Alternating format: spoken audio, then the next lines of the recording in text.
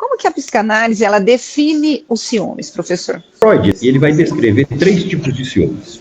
Primeiro, ele vai falar daquilo que a gente chama de ciúme normal.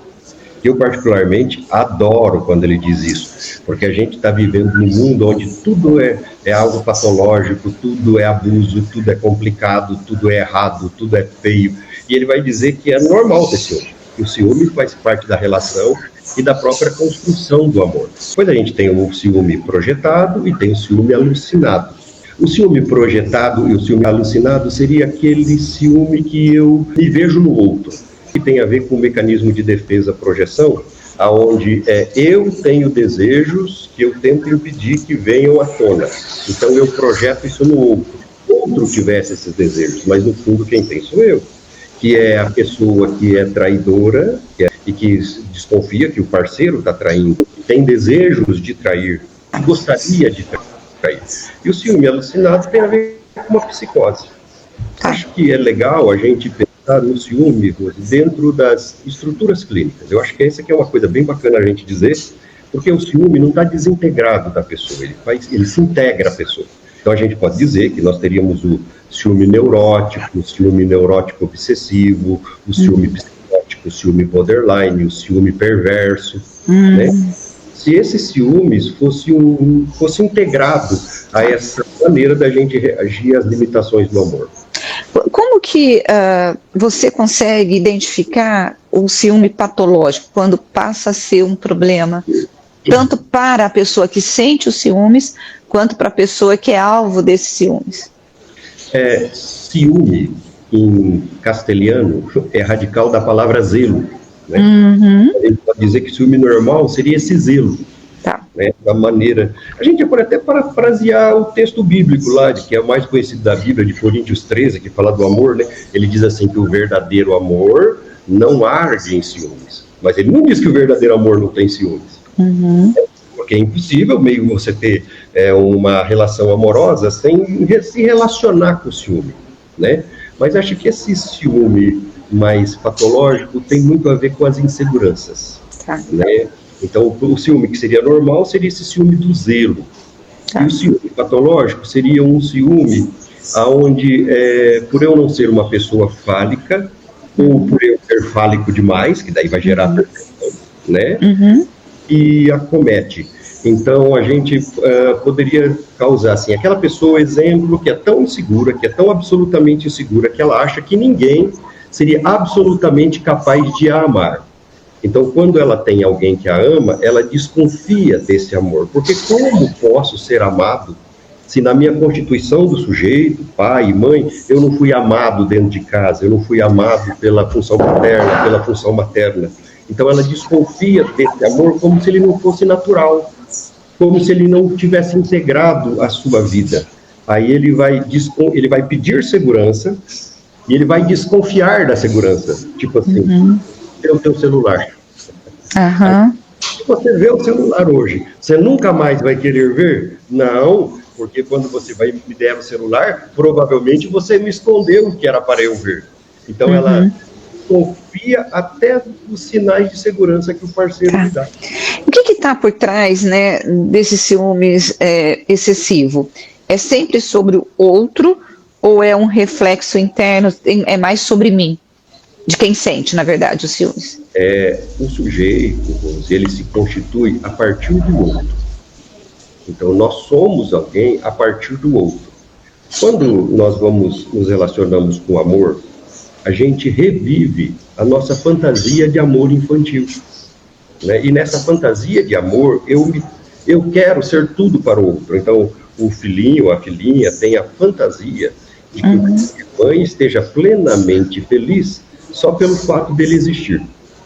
Então, o que acontece com o amor? A gente fica assim meio romantizando o amor, sabe? Como se o amor resolvesse todas as coisas, que eu acho que é aquilo que a gente traz da literatura romântica. Você acabou de citar um mito aí também, não? Sim, né? Do Otelo. Se a gente puder pensar sobre saúde mental, eu não estou falando sobre senso de felicidade.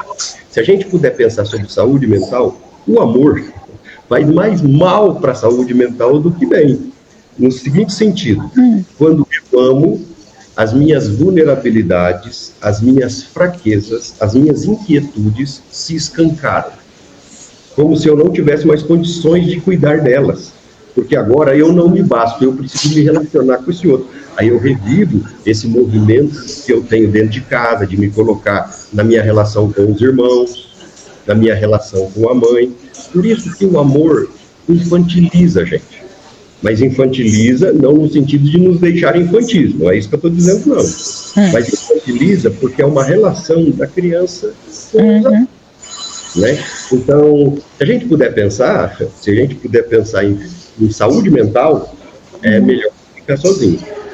Porque a saúde, porque o amor, ele enaltece essas nossas fraquezas. Mas a solidão não adoece? O Freud ele vai usar uma frase muito bacana. Ele vai dizer assim, o amor é a cura e a nossa loucura.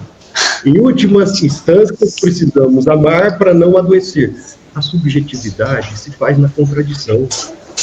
Eu amo e esse amor me faz um pouco de mal, mas me faz também bem.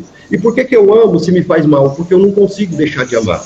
Porque quando eu amo, eu resolvo alguma coisa dentro de mim que eu não sei direito o que é e não sei direito como resolver. Então, eu amo por quê? Eu amo porque eu sou um ser imperfeito, fragmentado, desamparado, e esse amor romântico, esse amor a dois, ou hoje a 3, a 4, que o pessoal está inventando, o desamparo, entendeu? Então, em outras palavras, o Freud vai dizer, a gente precisa amar para não adoecer. Mas quando a gente ama, a gente, de certa maneira, também adoece. O jogo é uma contradição, entendeu? Agora, o controle é amor mal expressado ou é uma tentativa de lidar com o próprio desamparo? Quando você precisa controlar o outro. Porque o ciúmes, ele tem muito a ver com controle, né? E lembra que nós falamos que existe o ciúme normal? E que o ciúme patológico seria esse ciúme baseado na insegurança? Sim. A gente poderia falar de um outro ciúme, que poderia ser um ciúme perverso, que é o ciúme obsessivo narcisista. E esse segundo ciúme, que é o patológico, eu tenho ciúme porque eu sou inseguro. Nesse ciúme, que é o perverso, não é baseado na insegurança, é uma necessidade que eu tenho de controlar o outro, de ser o objeto de amor dele ou dela, que é muito típico dos relacionamentos narcisistas e dos relacionamentos perversos, né? Então, é um relacionamento, o narcisista ele tem um relacionamento diferente. Então, apesar do transtorno obsessivo narcisista ser um transtorno psicopata, tá? Ele também é um transtorno psicopata, ele tem uma relação diferente com o outro. Transtorno antissocial, eu quero matar o outro. E se eu não posso matar o outro, eu mato partes do outro. Porque tem a ver com enxergar o outro de uma forma objetival. Eu tenho que tirar, eu tenho interesses em arrancar. Ele vai desidentificando o outro, né? Desidentificando, em casos mais extremos, desumanizando. Meu Deus. Para te objetivar, eu preciso te desumanizar. Então eu pego uma pessoa e sequestro, e para mim não importa só matá-lo, eu tenho que torturá-lo como se tortura um animal. Porque daí eu desintegro ele como pessoa e eu vou matando as partes dele. Sempre que se relaciona com um psicopata, ele pode não te matar, mas ele matará partes de você. Ele pode matar ele mata a tua autoestima, mata a tua decência, ele pode matar a sua família, tipo relacionamento com a sua família. Já o sociopata, ele já é escancarado, ele mata a pessoa. Mas o transtorno narcisista, ele é diferente, porque ele não quer te matar. Ele quer que você morra por ele. É um outro tipo de conceito. Então, e para esse jogo, e para isso acontecer, eu faço um tipo de jogo, que é assim, eu te derrubo e depois te levanto, para que você tenha a impressão de que eu estou te levantando, mas eu te derrubo. E a fala da mulher ou do homem que se relaciona com uma pessoa que é extremamente ciumenta, ou tem esse perfil que você colocou, principalmente no caso de mulheres, a primeira coisa que ele faz é separar dos relacionamentos que ela tem em torno dela, ou em torno dele, né? Parece que a vida vira, aquele casal fica só o casal, não tem mais ninguém, né? como se não pudesse haver amor fora do relacionamento. Ou fora Isso. que é uma forma perversa de controlar o amor. Típico dos psicopatas e típicos de quem tem TOC, transtorno obsessivo compulsivo. Eu não consigo controlar uma desorganização interna, a minha organização fica externa, e eu fico controlando os relacionamentos, controlando a vida. Quando a gente fala disso, a gente começa a pensar, que tipo de ganho essa pessoa que tem relacionamento abusivo tem? Porque todos os relacionamentos a gente tem ganho. A gente pergunta, ganha amor? Não. Ganha dinheiro? Também não. O que ela ganha? Ela ganha a segurança de pertencer a alguém. Ele ganha a segurança de ser posse, que é muito típico de crianças que não têm a sua autonomia respeitada pelos pais. Aí você está falando de quem seria o alvo desse controlador, né? O abusado. O abusado, ok, tá. De quem se coloca num vínculo traumático, de quem se coloca num relacionamento abusivo, e a maioria são mulheres. Sim. Por quê? Porque as mulheres são mais castradas. Mais castradas pela sociedade, castradas pela cultura, castradas pela família. Eu fui um pai de uma geração anterior. Eu tenho filhos, tá? Sim. Mas eu fui pai de uma geração anterior. Era normal para a gente dizer assim, duas crianças pequenas estarem brincando, e a gente dizer assim, olha, cuidado com brincadeira de mão, porque ela é menina. Como se a menina também não pudesse machucar o menino. Toda uma cultura de fragilizar esta mulher. E aí a gente acaba preparando ela para um relacionamento abusivo, né? Que tem a ver com o quê? Na psicanálise, com a construção do falo. Quem se coloca em relacionamento abusivo são pessoas não fálicas. Quando você não tem... O que é o falo, né? Na linguagem analítica. O falo é um objeto mágico, o que a gente fala. O falo é um objeto mágico. Se você tem, você consegue realizar tudo. Se você não tem, nada dá certo. É a capacidade que nós temos de fazer investimentos libidinosos nos nossos desejos. Quando uma criança não é respeitada no seu desejo, na sua autonomia, ela é castrada, e daí ela pode ficar sem fala. Isso acontece mais com as mulheres. Para a gente fazer uma analogia, eu gosto de fazer a analogia de um passarinho na gaiola. É mais ou menos assim. Um passarinho na gaiola, o que ele ganha? A proteção. Ele está seguro, mas ele não pode decidir aonde ir. O que caracteriza um relacionamento abusivo são a perda das escolhas. Você não pode voar, mas você está protegido. Eu sou terrível, né? Você tem comida todo dia, você tem alpiste todo dia, mas você não pode escolher o que comer. No entanto, quando esse paciente vem para o consultório, a psicanálise vai ajudando ele a elaborar a sua questão fálica. Conforme ele vai se posicionando, vai dizendo o que quer, esse passarinheiro, esse abusador, entre aspas, né, vai perceber que o seu passarinho não canta mais. Ele não está mais feliz na gaiola, porque o que mais o passarinheiro quer é que o passarinho oprimido cante. Então, o relacionamento não canta mais. Aí quando ele percebe, ele fecha mais a gaiola. Quando ele percebe que a opressão não dá mais, aí ele faz esse jogo narcísico que eu estou comentando com você. Exemplo, você falou que é a pata da família, né? Ok? Então, por exemplo, você não vai ver mais sua mãe.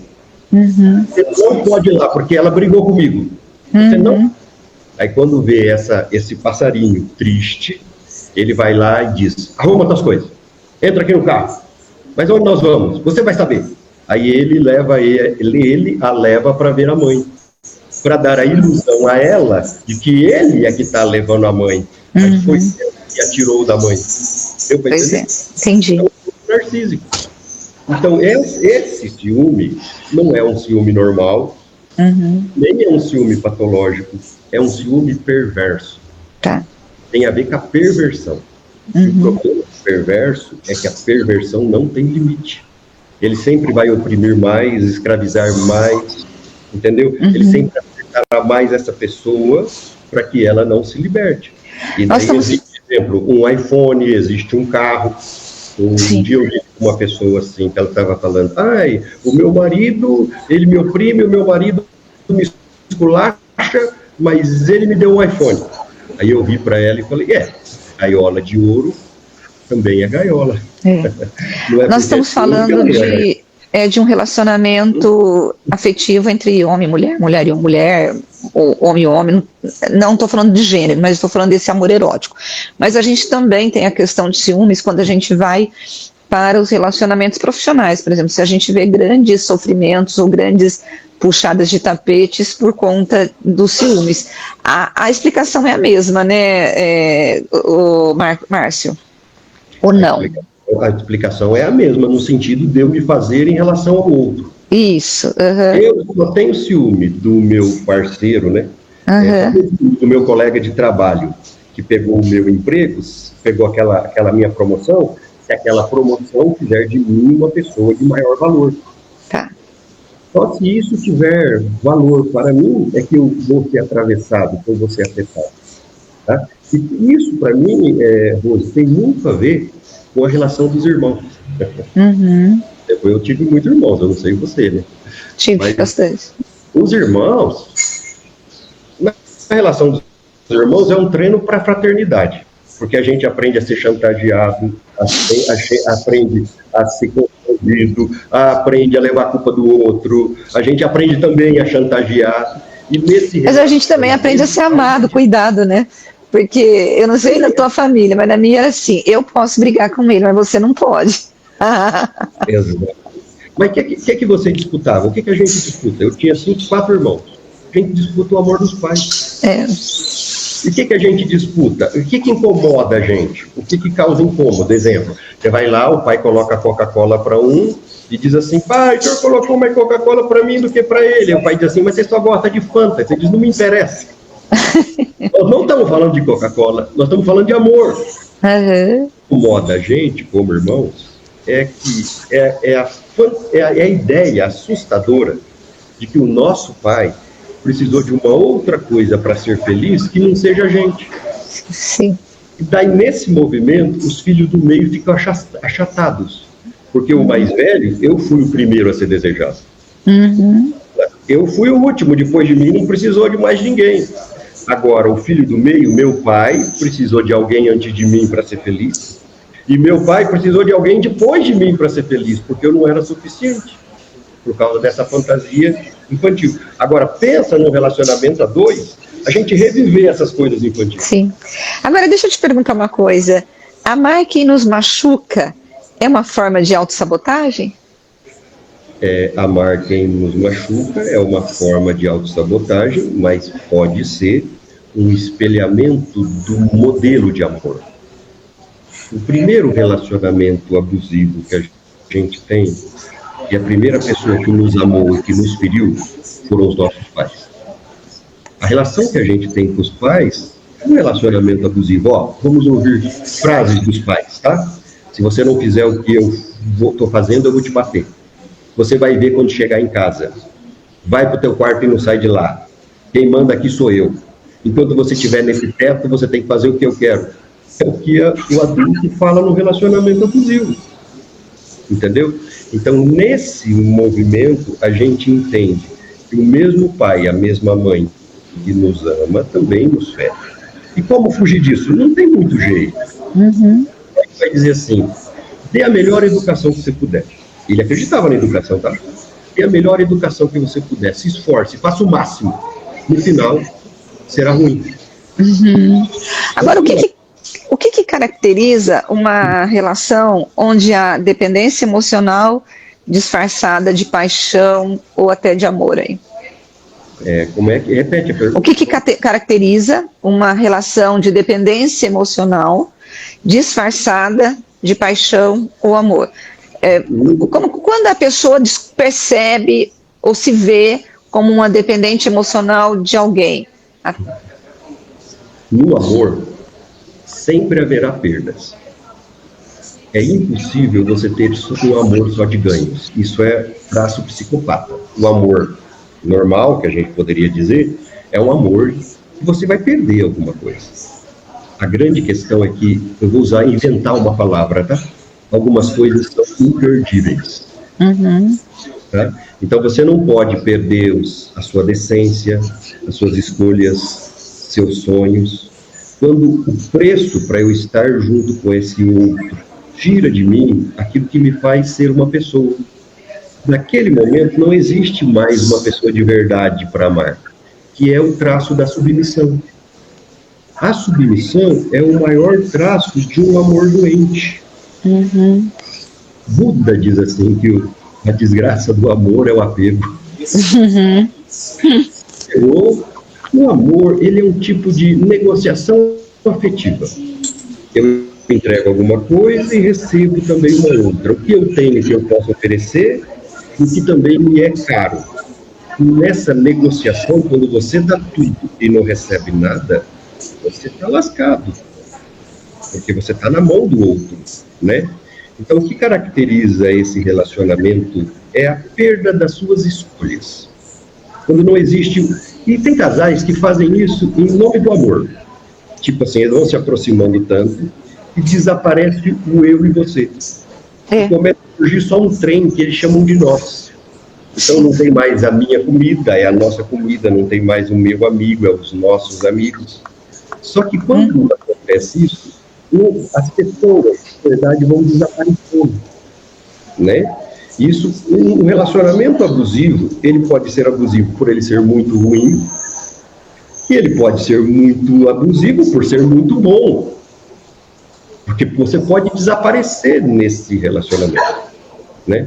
Eu me lembro de um filme bem adocicado, chamado Comer, Rezar e Amar. Você lembra disso? Sim. Comer, Rezar e Amar. É um filme bonito, né? Escrito de um romance, de um livro. Tá? E ela disse que ela estava com um cara, com uma pessoa que ela gostava dele. Mas estava tão gostoso a relação que ela se perdeu. Sim. Ela precisou sair da relação. Né? Esse é um conceito muito importante. Eu acho que, assim, uma questão de relacionamentos amorosos, arriscados, como esse que você está colocando, quando você ama tanto, né, que você começa a perder o desejo de estar sozinho. E a solitude, não estou falando de solidão, a solitude, e você se manter fiel a você é importante, né? Obviamente, numa relação a dois, você faz concessões, mas não tem como você abrir mão de você, né? Tem um livro chamado O Sexo no Cativeiro. Socióloga, né? E ela desenvolve a seguinte ideia, de que quando você ama alguém, as suas vulnerabilidades aparecem. Eu estou apaixonado, eu estou na do outro, mas e se o outro não estiver na minha?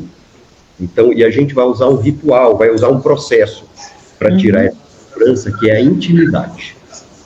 A intimidade vai aproximando cada vez mais o casal, e quanto mais eles estão próximos, menos insegurança existe.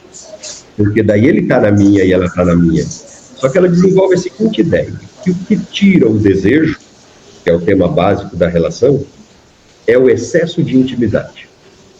Ou seja, quando você gruda, não existe mais espaço para eu e para você, e daí se perde o desejo. Porque o desejo é o que falta, não é o que você tem.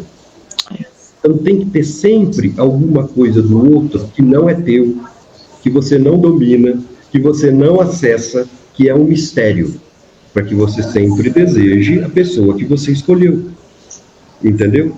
Então, por exemplo, alguém que numa briga chama o outro de vaca, tem que ter muita intimidade. Eu não vou dizer isso porque eu não sou íntimo o suficiente de você para te ofender dessa maneira, entendeu? Eu quero esse lastro de intimidade, a gente pode chamar de respeito, entendeu? Tá? Que seria esse espaço de eu não ter o outro, para que eu possa desejar o outro. Agora, como que a gente, como se rompe, né, esses ciclos de relações marcadas por dor, ciúmes e controle, né? Porque não é uma cadeia fácil de quebrar as algemas aí, né? O amor, ele é um sentimento extremamente complicado. Nós poderíamos ficar aqui um tempão falando e a gente não iria esgotar o amor, alguém iria dizer, ainda falta dizer isso, né? Mas esse amor que se forma em relação ao outro, tá? Tem a ver com um ato narcísico. Quando você diz assim, eu fui, por 30 anos, eu fui terapeuta de casal. Tá? Então, quando você perguntava para o casal que levava-os a estar juntos, que eles falavam sobre o mito da relação, né? Tá. Eles diziam assim, num primeiro momento, é porque ela era bonita. E eu sempre perguntava, mas era a única bonita que tinha no mundo? Por que você não amou as outras bonitas? Aí ela dizia, não, é porque eu me identifiquei com ela. Porque ela tinha a ver, a gente tinha alguma coisa profunda que nos conectava. Eu me identifiquei. Quando ele fala que se identificou, ele está dizendo de que ele ama outra pessoa porque ele se achou lá. Significa que ele não... A gente tem uma forma boa e ruim de dizer isso, né? A forma ruim é que no fundo, a gente não ama ninguém. Porque a gente só se ama no outro. Tá. E a gente tem uma forma mais bonita de dizer, ama teu próximo como a ti mesmo. Ao próximo é fruto da autoestima. Quando eu amo alguém, esse alguém que eu amo é o meu reflexo. Lembra que eu falei? Lembra que o reflexo do espelho é invertido? Quer dizer que eu amo a minha fragilidade. O que é que os opostos se atraem. Então, a fortaleza nele é a fragilidade em mim, mas sempre sou eu. O problema é de que, com o tempo, esse amor que é baseado na admiração, porque você só consegue amar se você admirar, essa pessoa que ama, ela vai evoluindo, ela vai se transformando, e os pontos de admiração começam a mudar. Exemplo, o que eu admirava numa mulher aos 16 anos, 18 anos, no que eu admiro hoje. Eu estou numa fase da vida em que uma mulher bem vestida é mais bonita do que uma mulher nua. Coisas agora. Então, a admiração mudou e esse espelhamento em relação ao outro também mudou. A gente tem que pensar o seguinte, se eu amo o outro porque ele é uma compensação, né, narcísica, então quer dizer que para eu sair desse ciclo, eu não posso trabalhar o outro, porque o outro eu não tenho acesso. Eu tenho que trabalhar a minha vulnerabilidade, aquilo que eu sou. Então, como sair de um ciclo de um relacionamento? Não trabalhando o relacionamento, mas trabalhando o porquê que você precisa estar com essa pessoa e por que você precisa desse relacionamento. Ou seja, é tudo eu. Em relação ao outro. Aí a pessoa começa a ser alguém mais fálico. O falo de um homem e de uma mulher se estabelece um pouquinho de forma diferente, né? Uma mulher fálica é uma mulher de autoestima poderosa, é uma mulher que estabelece o falo no amor, né? A nível do funcionamento do falo, enquanto o homem tem o falo, a mulher é o falo, é um outro tipo de conceito, né? Então, uma mulher poderosa, uma mulher que tem autoestima, jamais vai se colocar no relacionamento. Quando as pessoas me procuravam, eu era terapeuta de casal, hoje eu não tenho muito mais tempo para essa me perguntavam assim, doutor Márcio, eu quero ter essa pessoa de novo. Eu sempre dizia, o processo de estar só, ou o processo de tê-la de novo é o mesmo. Invista em você. Você tem que ser uma pessoa foda. Você tem que ser uma pessoa extraordinária para ficar com ele ou sem ele. Você, não importa o que aconteça, você terá ganhos. E eu sempre dizia assim, para de comprar perfume para ele, compra perfume para você. Para de comprar roupa para ela, compra roupa para você. Né? Bem, tem um filme muito bonito, sabe? Melhor é Impossível. É com a Ellen Hunt e o Jack Nicholson. Tá. Ele tem toque e ele se apaixona pela garçonete. Tem que sentar na mesma mesa, comer com talheres descartáveis e tem que ser a mesma garçonete que tem que servi-lo. Ele começa a se afeiçoar e aí ele é um escritor de romance, mas com bastante problemas. Aí ele vai num restaurante e ela diz para ele assim, tá bom, você quer ficar comigo? Então vai, me canta, me faz um chamego, me dá um chaveco. Aí ele todo desesperado, com um transtorno obsessivo compulsivo, todo desesperado, o controle está difícil, ele olha para ela e diz, tá bom, eu vou dizer. Ele olha para ela e diz assim, tá bom, minha declaração de amor para você é, eu estou tomando remédio. Eu estou tomando remédio. Ela fala, que declaração de amor mais besta. Ela se levanta, ele cata no braço dela e diz, não, senta aqui.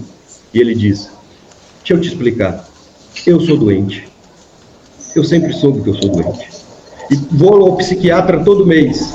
E eu pego todos os medicamentos, compro na farmácia e jogo no lixo.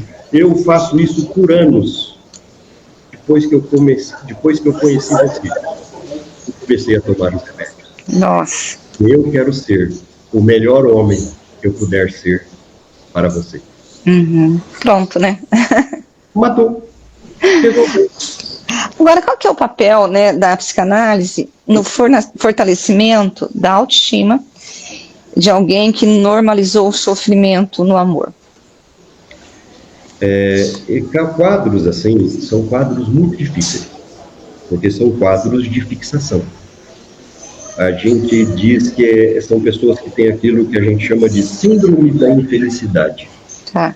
Como se houvesse uma força psíquica que as puxasse para a infelicidade. Como que o normal é ser infeliz, não é ser feliz. E quando houver qualquer pessoa que insinua a ela a felicidade, qualquer caminho que insinua a felicidade, ela vai sabotar esse amor.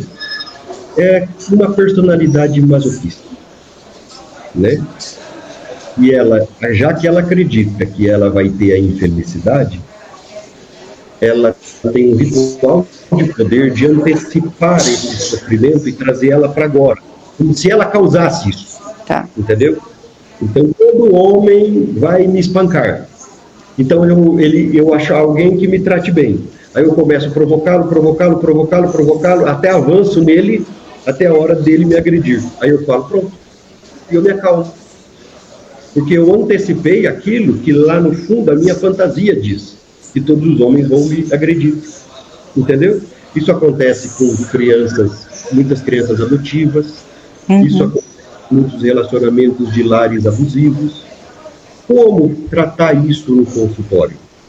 O trabalho do analista é um trabalho de recapitulação de afetos. Tá. Essa pessoa perdeu os afetos por ela, os seus primeiros cuidadores. Afetos caídos pelo caminho é que criam a neurose e os vazios existenciais. É como se você fosse caçar os pedaços de pães caídos e que os passarinhos comeram, lembrando a história de João e Maria. Só que eles não estão mais lá. Eles sumiram. E você devagarzinho vai com o paciente, fazendo ele achar o amor, fazendo ele achar os sonhos. É um processo difícil, porque não é um processo de fora para dentro, é um processo de dentro para fora. Aí você tem duas grandes clínicas. Você tem a clínica da escola inglesa, que ela vai trabalhar meio com modelagem. A ideia é uma modelagem. Eu pego o que tem e eu modelo, né, para que tenha um contorno correto. E existe uma segunda escola, que é a lacaniana, né, em alta, que não vai trabalhar com manejo, mas vai trabalhar com escuta. Então, eu não tenho manejo, eu não tenho demanda, mas eu aguardo o paciente, eu tenho que aguardar o paciente. E aí não é modelagem, é escultura. Então, a ideia é desorganizar o paciente. Eu vou falar, a escola inglesa organiza, a outra escola, que é a lacaniana, desorganiza, porque o paciente se esconde atrás do sintoma. Eu me sinto amado por esse relacionamento abusivo, eu me sinto amado por esse abusador. Então, o que você faz? Você desorganiza essa pretensa organização para que ele não se esconda mais atrás do sintoma, para que ele tenha a oportunidade de se reelaborar. Então, são dois diferentes. Você me perguntou como se faz o tratamento. Essas duas toadas. Deixa eu te perguntar, assim, a gente está caminhando para o final. Relacionamentos abertos, eles são características de pessoas não ciumentas? Porque a gente estava falando aqui daquela pessoa que controla o outro, né? Mas hoje a gente tem muitos relacionamentos que são abertos, relacionamentos trisais, e, e não estou nem discutindo aqui a questão sobre o relacionamento. É sobre as pessoas que participam desse relacionamento, elas conseguem lidar com esse não apego, por exemplo? Nós não vamos falar desses relacionamentos sem impor moral, né? Não, sem nenhuma. A intenção não é essa. Cada um toma o caminho que quiser. Isso, né? E que vai pagar a fatura do caminho que escolheu. Exatamente, Tudo na vida, tá? Mas isso pode ser, tem várias nuances, né? Porque a gente está falando da subjetividade humana, e a subjetividade humana é um labirinto, não é um trilho, né? Pode ser várias coisas. Exemplo, pode ser uma incapacidade que eu tenho de lidar com o apego. Então, como eu não consigo me apegar, então eu tenho esse tipo de relacionamento. Ou eu tenho dificuldade de me sentir constrangido por alguém, por estar num relacionamento fechado. Então, eu abro o relacionamento para que eu também tenha a oportunidade de estar nesse relacionamento. Tá? Isso também pode ser até uma elaboração border. O border é a função da sedução. Eu não consigo me controlar. Eu tenho medo de ser abandonado. Então, a melhor maneira de não ser abandonado é não ter um relacionamento fechado. Eu vou ter um relacionamento aberto, porque eu sempre vou ter dias de relacionamento. Tá? Então, pode ter muitas explicações, mas essa é uma delas. Para a gente terminar aqui, a gente tem o filósofo Bauman, né, que ele diz que nós vivemos numa sociedade líquida e, por isso, obviamente, nós temos dificuldade de formar vínculos. E ele até escreveu o livro Amor Líquido, né? Você acha que a nossa sociedade hoje, olhando para a humanidade, ela tem tido dificuldade de formar esses vínculos? Ou estamos mais egoístas, ou estamos caminhando para o amor? A gente tem vivido bem, temos lidado bem com os relacionamentos? A sociedade, ela tem caminhado por caminhos que ela nunca tomou, né? Novos, demonstrando de que talvez seja um reflexo de algo que não está legal, que não está bom, né? Então, os relacionamentos, eles eram muito estruturados dentro de uma família patriarcal. Tudo parece que as regras do jogo estavam definidas. Faça isso que as coisas começaram a não dar certo. Você pagava o preço de estar numa família patriarcal porque os casamentos não se rompiam, você ficava num relacionamento infeliz, mas não perdia o casamento. A partir do momento que essas famílias começaram a se desfacelar, começaram a procurar novos vínculos. Vamos lembrar de que, para a psicanálise, o sujeito se estabelece na sua relação com o pai e com a mãe. Sim. Eu acho que uma das grandes dificuldades é a terceirização dos filhos. A terceirização, ela tirou esses vínculos que a criança tinha com o materno e com o paterno. E foi criado um outro tipo de narcisismo, para a gente turbinar mais isso, que é o narcisismo das redes sociais. Esse narcisismo de eu sempre estar me comparando com o outro, de tudo ser fácil, de tudo ser brilhante, de só haver felicidade nesse mundo, né? Eu, particularmente, eu acho que o maior destruidor de relacionamentos é o mito que a gente traz do romantismo. Que a gente traz dos filmes de Hollywood, que a gente traz das princesas da Disney, né? Amor, se você encontrar, a tua vida vai virar um céu. A pessoa certa, que você está desempregado, vai arrumar emprego. Se você está endividado, você vai pagar as contas. Aonde o mocinho vai conseguir ganhar do bandidão, só porque achou a mocinha. Qual que é o caminho, às vezes, então? Quando você tem necessidade, a tua vida até complica. Você não acha alguém para ser feliz. Você acha alguém para crescer. Tá certo. Você acha alguém para compartilhar. Não é para ser feliz. Porque tem gente que é feliz sozinho. Você está junto, porque junto com essa pessoa você vai mais longe, porque ela te ajuda a crescer. E quando ela não te ajuda a crescer, aí acaba tudo. Verdade. Tem gente que nós gostamos, mas não faz bem pra gente. porque o amor é o mais importante, mas o amor não é tudo. Tá certo.